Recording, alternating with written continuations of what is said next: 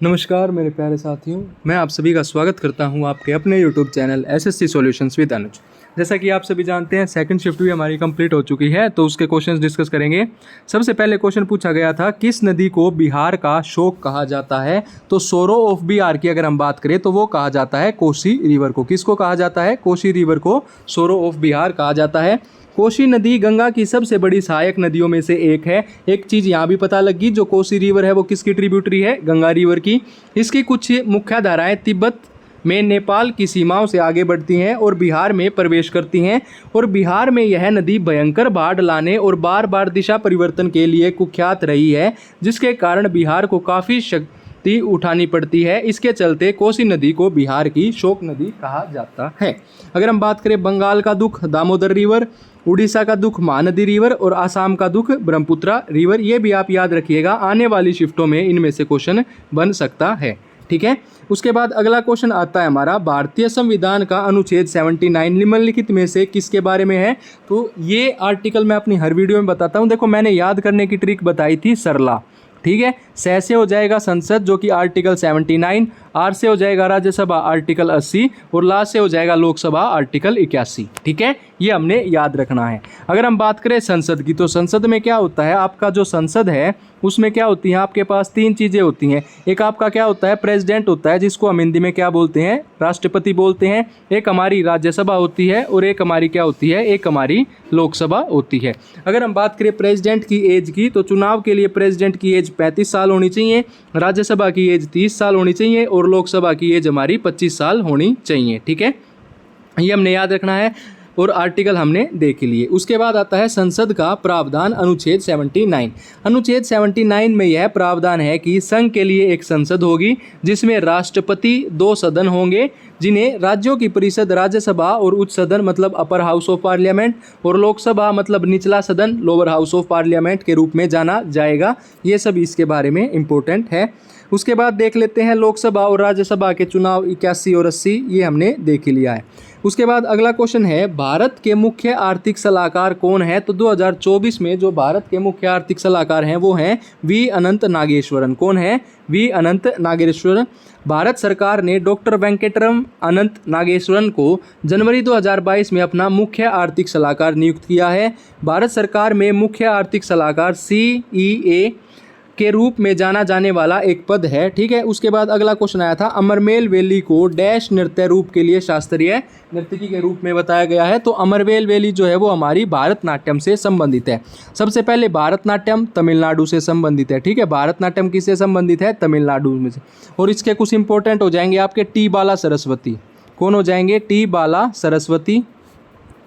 ठीक है। दूसरे हो जाएंगे हमारे पद्मा सुब्रमण्यम मतलब पी सुब्रमण्यम। ठीक है, पी सुब्रमण्यम। एक आपकी अमरमेल वैली और एक हो जाएंगी रुक्मिणी देवी अरुणडाले। कौन हो जाएंगी? रुक्मिणी देवी अरुणडाले। ये आपकी इंपॉर्टेंट हो जाएंगी। ठीक है, ये हमारे इंपॉर्टेंट हैं। अगर हम बात करें अमरमेल वैली की, तो इन्होंने क्या किया था? इन्हें पंडानुलर स्टाइल जो कहते हैं ना, पंडानुलर स्टाइल जो है वो भारतनाट्यम में इन्होंने बनाया था। पंडानुलर स्टाइल इन भारतनाट्यम। ठीक है, भारतनाट्यम भारतीय शास्त्रीय नृत्य का एक प्रमुख रूप है जिसकी उत्पत्ति तमिलनाडु में हुई थी। भारतनाट्यम की सैद्धांतिक नींव प्रदर्शन कला में प्राचीन, ये आप देख लीजिएगा। अमरमेल वैली एक प्रमुख भारतीय शास्त्रीय नर्तकी हैं, एक कोरियोग्राफर हैं और भारतीय शास्त्रीय नृत्य देखो ये लिख रखा है, भारतनाट्यम में पंडानुलर शैली का अग्रणी प्रतिपादक है। उन्होंने 1984 में चेन्नई में द दीपशिखा डांस फाउंडेशन की स्थापना की थी। ठीक है। उसके बाद अगला क्वेश्चन था, क्वेश्चन कुछ ऐसा था कि सम नादेर who highest civilian award of which country? सम नादेर है, कोई नाम था नादेर, उसको हाईएस्ट सिविलियन अवार्ड मिला था कौन सी कंट्री का? तो फ्रांसीसी नागरिक पुरस्कार कला के क्षेत्र में सुश्री नादर। कौन था? सुश्री नादर था के उत्कृष्ट योगदान के लिए राष्ट्रीय और अंतर्राष्ट्रीय स्तर पर संस्कृति तक अधिक पहुंच प्रदान करने के प्रतिबद्धता तथा भारत फ्रांसीसी सांस्कृतिक संबंधी को बढ़ावा देने के लिए उनकी अग्रणी भूमिका को मान्यता में आता है। उसके बाद अगला क्वेश्चन था, संग्रह चूड़ामणि पुस्तक के लेखक कौन है? तो जो संग्रह चूड़ामणि है उसके पुस्तक के लेखक हैं गोविंद आचार्य। उसके बाद अगला क्वेश्चन पूछा गया है कि who introduce digital payment in India? तो a cashless and contactless instrument for digital payment e rupee was introduced by prime minister Narendra Modi. अगला क्वेश्चन पूछा गया था केंद्र शासित प्रदेश लक्षद्वीप का लिंगानुपात कितना है, तो लक्षद्वीप का लिंगानुपात है 946।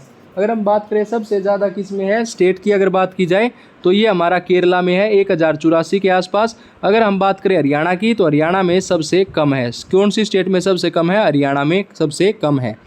लक्षद्वीप में लिंगानुपात 946 है, यानी 1000 पुरुषों के लिए जो 2011 की जनगणना हुई थी उसके अनुसार 940 के राष्ट्रीय औसत के ऊपर था। 2001 में लक्षद्वीप में महिला लिंग अनुपात 1000 पुरुषों पर 948 था। लिंग अनुपात के अनुसार लक्षद्वीप भारत के केंद्र शासित प्रदेशों में दूसरे स्थान पर है। साक्षरता दर के लिए अन्य सभी केंद्र शासित प्रदेशों में लक्षद्वीप में सबसे अधिक प्रतिशत हैं।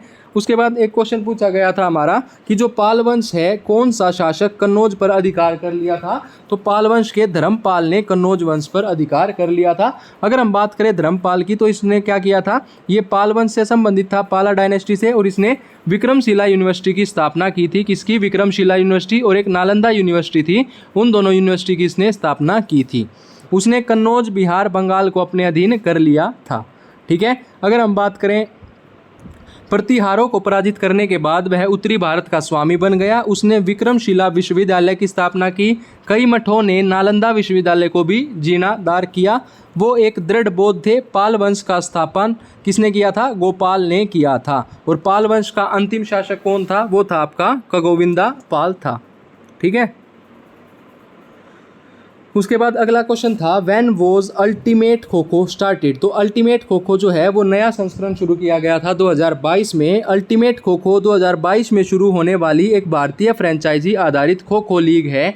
इसे डाबर द्वारा kho kho foundation of India के सहयोग में होस्ट किया जाता है। चैंपियंस थे उड़ीसा और रनर अप थे तेलुगु योद्धास। चैंपियन थे गुजरात टाइटंस जो कि 2023-24 में जिन्होंने अपना पहला खिताब जीता है। अगर हम बात करें वेम्पाती चिन्ना सत्यम, वेम्पाती चिन्ना सत्यम जो है वी चिन्ना, इसको बोलते हैं वेम्पाती चिन्ना और सत्यम। ठीक है। ये किससे संबंधित है, निम्नलिखित में से किस शास्त्रीय नृत्य से था, तो ये आपका कुचिपुड़ी से था। कुचिपुड़ी नृत्य की उत्पत्ति उसी स्थान पर हुई। कुचिपुड़ी आपका किससे संबंधित है, आंध्र प्रदेश से संबंधित है। ठीक है। उसके बाद आ जाएगा किस ग्रह को लाल ग्रह भी कहा जाता है, तो मंगल ग्रह को लाल ग्रह भी कहा जाता है। मंगल ग्रह को लाल ग्रह के रूप में भी जाना जाता है क्योंकि मंगल ग्रह की मिट्टी में मौजूद लोहे के खनिजों में ऑक्सीकरण या जंग लग जाता है जिससे मिट्टी वातावरण लाल रंग दिखाई देता है। अगर हम बात करें मिट्टी लाल रंग की तो जो आपका रेड लेटराइट सोयल होता है वो किसके लिए इंपॉर्टेंट होता है, ये आपका कैशू नट्स के लिए इंपॉर्टेंट होता है। किसके लिए होता है, कैशू नट्स के लिए इंपॉर्टेंट होता है, महत्वपूर्ण होता है। उसके बाद अगला क्वेश्चन था पृथ्वी की कक्षा के बाहर पहला ग्रह मंगल कौन सा है, तो वो है 2 छोटे प्राकृतिक उपग्रह।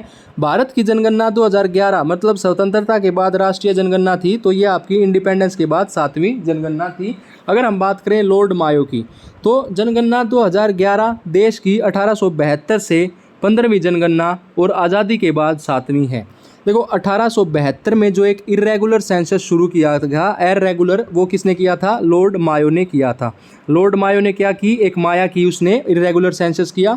1881 में किसने किया था, एक रेगुलर सेंसस की शुरुआत हुई थी जिसके 1881 के बाद हर 10 साल में सेंसस होता रहा, तो ये किया था लॉर्ड रिपन ने। अगर हम बात करें लॉर्ड रिपन की तो लॉर्ड रिपन ही के टाइम पे ही क्या आया था, वर्नाकुलर प्रेस एक्ट भी आया था जो कि इंपॉर्टेंट होता है। वर्नाकुलर प्रेस एक्ट ये भी आपका लॉर्ड रिपन के टाइम पे ही आया था। ठीक है। अगला क्वेश्चन है, यह जनगणना 2 चरणों में की गई थी जो निम्नानुसार है, घर की सूची और जनगणना सूची। पहला चरण देश भर में 2010 में विभिन्न राज्यों केंद्र शासित प्रदेशों की सुविधा के आधार पर अप्रैल-सितंबर में हुआ और दूसरा आप देख लीजिएगा। उसके बाद है, एक तो आपसे पूछा गया था कि टोक्यो पैरा ओलंपिक 2020 में भारत के कितने खिलाड़ियों ने भाग लिया, तो 54 पैरा एथलीटों ने भाग लिया। टोक्यो 2020 ओलंपिक में भारत के 125 एथलीटों की टीम गई थी जो अब तक का सबसे बड़ा भारतीय ओलंपिक दल था। ठीक है। बाकी आपको एक बात और बता दें, अब हम स्टैटिक जीके की सीरीज़ भी शुरू करेंगे। कब से लेके 11 को पेपर खत्म है तो 12 से शुरू करेंगे, जिसमें हमारा पहला टॉपिक होगा डांसी से संबंधित। जितने भी 2023 में जितने भी एसएससी के एग्ज़ाम हुए हैं या उससे पहले जो भी हुए हैं उसमें जितने भी रिपीटेड क्वेश्चंस हैं उनको लेके हम इसकी शुरुआत करेंगे।